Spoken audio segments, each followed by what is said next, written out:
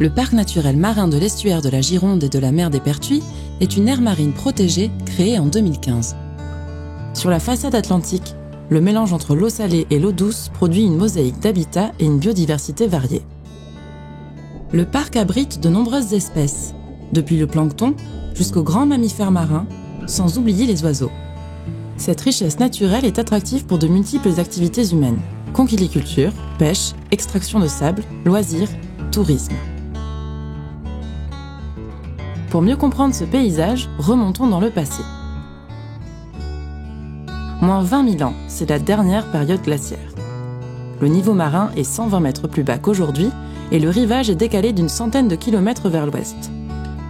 De fait, les fleuves ont creusé leur lit pour rejoindre la mer et ont formé 4 vallées profondes.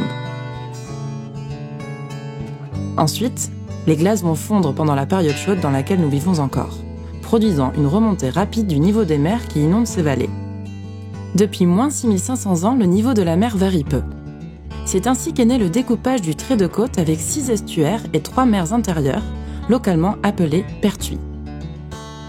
Désormais, ce sont les fleuves, les vagues et les marées qui apportent et distribuent les sédiments pour former des côtes mouvantes et différents habitats, vaseux, sableux, rocheux. La vase apportée par les fleuves se dépose dans les zones abritées des vagues et comble les estuaires et les baies. Le sable, poussé par les vagues vers la côte en période de beau temps et vers le large en période de tempête, forme des plages et des barrières. Celles-ci subissent globalement une érosion. La direction générale des vagues par rapport à la côte induit un mouvement de dérive vers le sud. La roche peut être nue. L'absence de couverture de sédiments témoigne des importants courants produits par les vagues et les marées. C'est dans les embouchures et à proximité des caps que les courants sont les plus forts. Mais les transformations les plus spectaculaires du littoral sont liées aux tempêtes, ou aux successions de tempêtes. Elles peuvent modifier les fonds, éroder fortement les côtes et créer des submersions marines.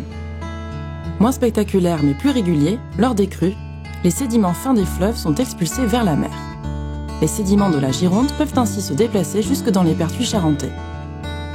Les activités humaines modifient elles aussi le littoral. La déforestation conduit à l'érosion des sols et apporte des sédiments fins.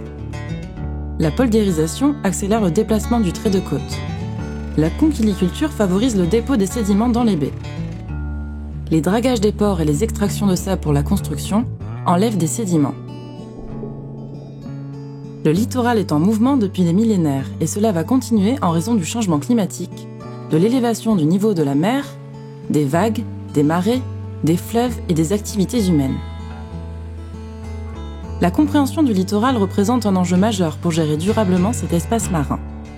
Une bonne connaissance de la mobilité des sédiments permet de conseiller les acteurs et concilier activités humaines et bon fonctionnement écologique de ce secteur extraordinaire mais fragile.